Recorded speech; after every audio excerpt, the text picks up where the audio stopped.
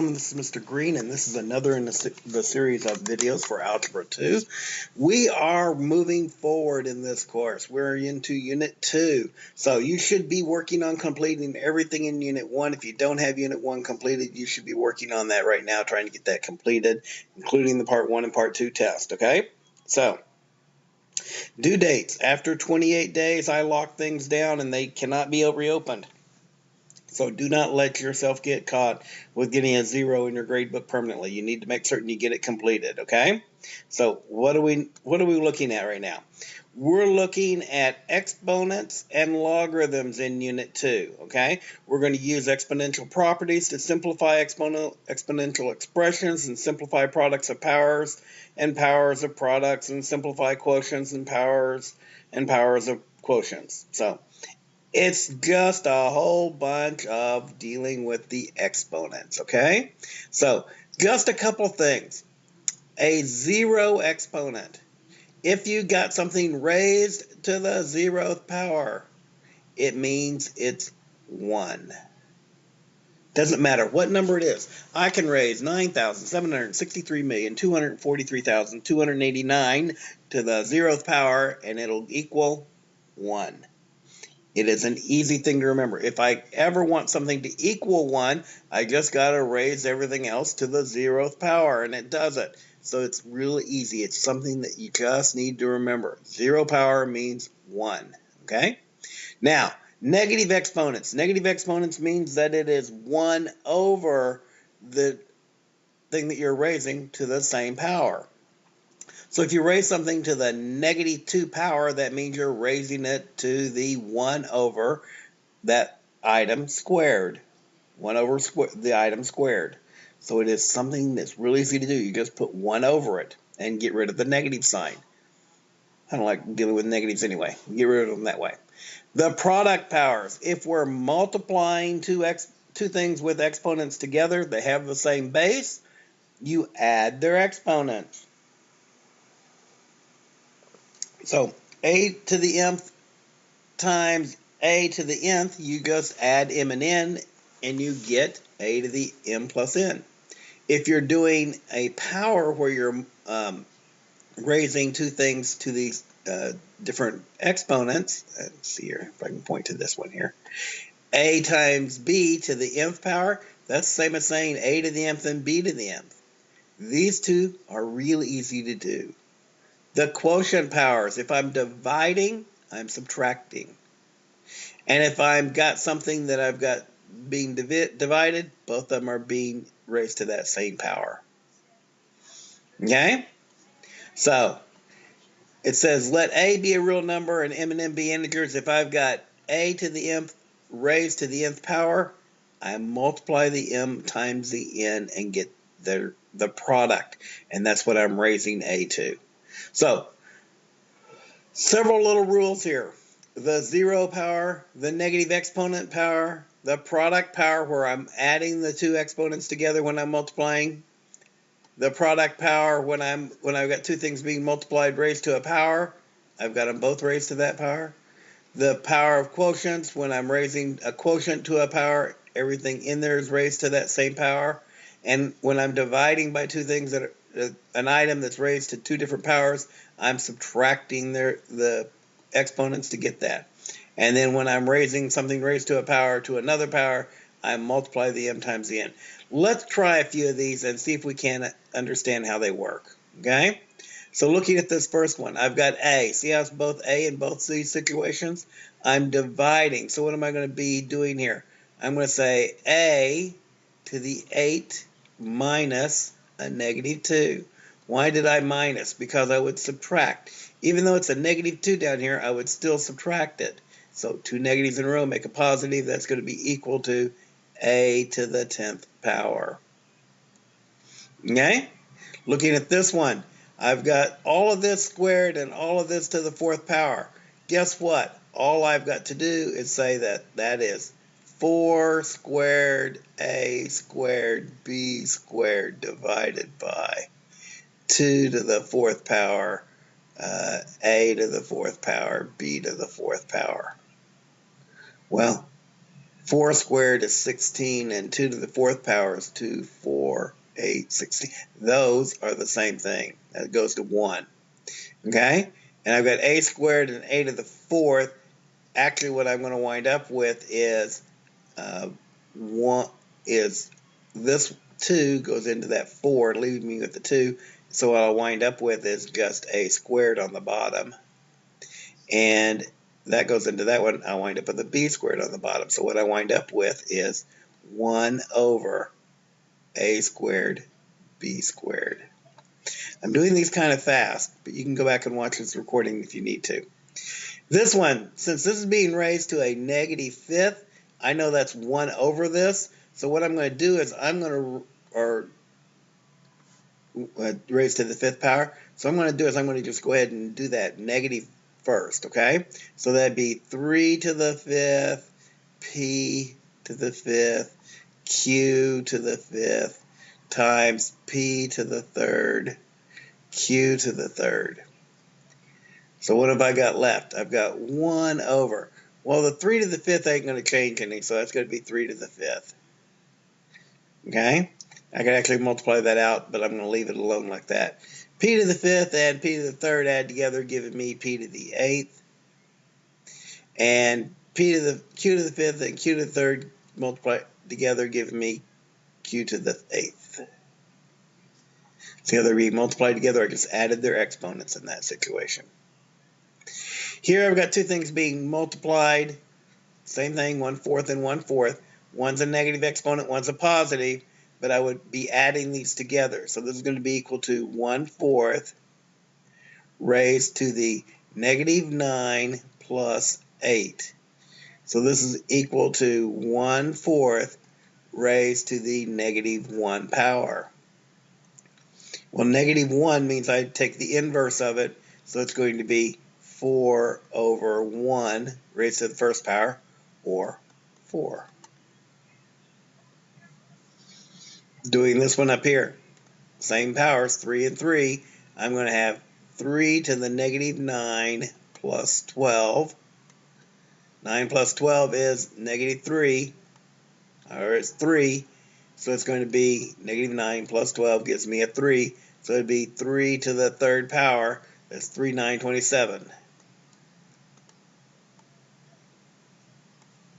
This one, they're trying to trick you where the parentheses are. You got to be careful with this one. This one's going to be x to the 4th power times 2 to the 3rd power x to the 3rd power. Well, 2 to the 3rd power is 2, 4, 8. That one's easy. And then x to the 4th plus, or times x to the 3rd would give me 4 plus 3 is 7. So that'd be x to the 7th power. This next one, remember, zero property means that all of this inside this parentheses is going to be 1. So I'm going to have 1 over 2 to the 5th. Well, you know what? We can just leave that as it was.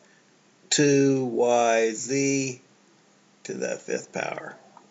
If you want to write it in more simple, you'd write it as 2yz to the negative 5th power. See how I'm using these rules over and over again, different ways, different times? Just depends upon what we're trying to put together, right? Okay, squared. So 12 squared is 144. I can get that one out of the way. I'm going to be 2 times negative 2 is a negative 4. So that's going to actually go on the bottom. So I'm going to say x to the 4th down here. 2 times 6 is 12. That'd be y to the 12th. And 2 times 4 is 8, so that'd be z to the 8th. See what I'm doing? I'm multiplying in this situation because I'm raising each of these to that power. Okay? Different from this one up here where we were just multiplying these two together and I added them.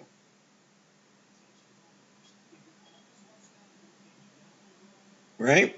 Or this one where I subtracted them. I'm using all those different properties at different times, didn't I?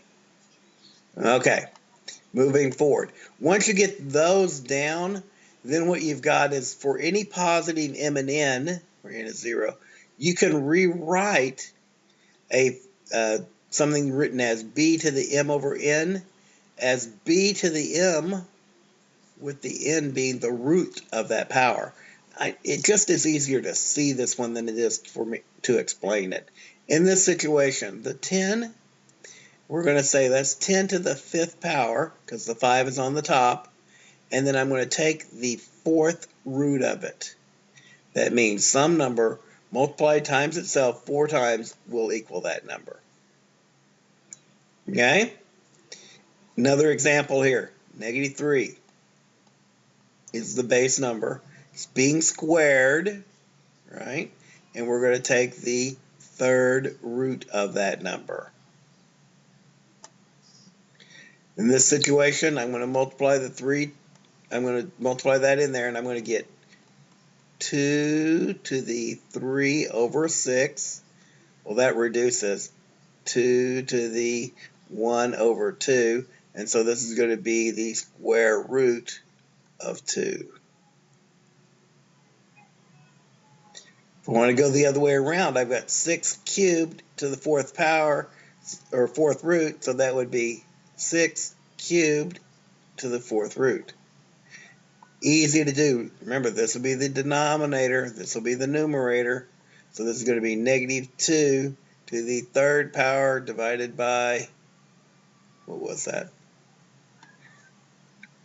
I drew that on there and I can't read it anymore. 5. 3/5. This one would be, oh, see how this 1/2 is out here? I'm going to save that to the end, okay? So I'm going to say 7 to the 4th power, and it's 4/3 power, and then we're taking this to the 1/2 power. So I can actually just multiply this, okay? And what will I get? I will get 7 to the 4 over 6, which reduces to 7 2 over 3. And yes, you can reduce those fractions just like you do any other fractional numbers. Okay? So I've shown you how to do some of those. Let's simplify some things all across the way here. Try to put some of these rules together. Same basis, they're being multiplied. I'm going to add these together.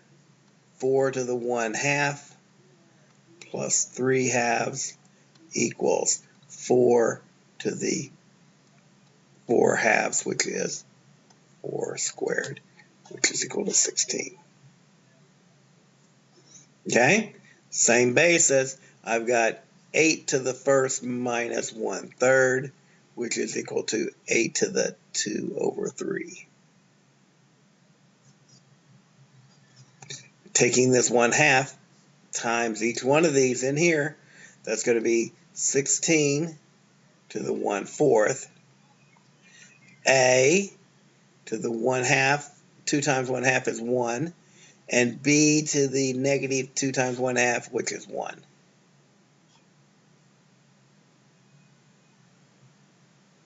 Okay? This 1/2 goes times every one of them here, right? So I'm going to have 4 to the 1/2, x to the, geez, let's say 2r. Yes, it does. So 2r times 1/2 would be just r. Y, that's 4 times r, so that'd be 2r. And z, that's 8 times r, so that'd be 4r. Divided by 25 to the 1/2, and z to the r. Okay? Well, I'm going to go this equaling going this direction, okay? So 4 to the 1/2, that's square root of 4, that's 2. X to the r, y to the 2r, and then I've got a 4r and an r for z down here, so I'm going to subtract that, and I'm going to say z to the 3r divided by, and square root of 25 is 5. that would be what I would leave it in as simplest form. Okay? So, let's check these. And the issue here is, if a is a positive number other than 1, then a to the x is equal to a to the y.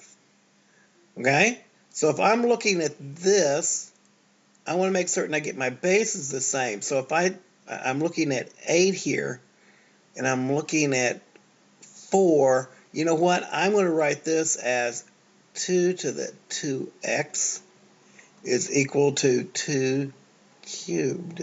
Why? Because 2 is a factor in both of these two things. And I just made it 2 to the 2x because it was 4 squared, or square root of 4 is 2, so that's 2 would be 2 squared. So in this situation, what you're winding up with is that 2x is equal to 3. And since 2x is equal to 3, x is equal to 3 over 2. And we found the value for x. It's easier to see it in this one here. Since our bases are the same, what we're getting is that y is equal to 2y plus 4. If I subtract a y from both sides, I get a minus y is equal to 4, and y equals a negative 4. See how I solved it for that? 64 is 8 times 8, so what am I going to get here? I'm going to get that x squared is equal to 2. How did I get that? That's 8x squared, right, is equal to 8 squared. So if x squared is equal to 2, then x is equal to the square root of 2. Or x is equal to 2 to the 1/2 power.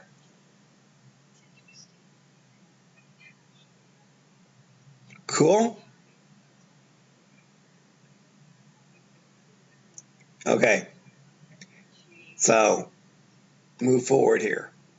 I appreciate that when you're sending me questions, if you make certain you include the fact that you're in Algebra 2, that does help me find things and help me understand what kind of questions you might be asking me, and then to answer them a little bit easier.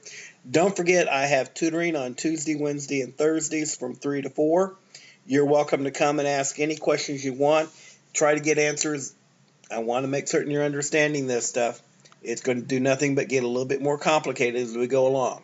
Make certain you're working all the problems in the problem sets, because there are going to be enough problems there that it will help you with the quizzes and help you on the test. You need to make certain you're understanding them very well. Okay? I'll look forward to you next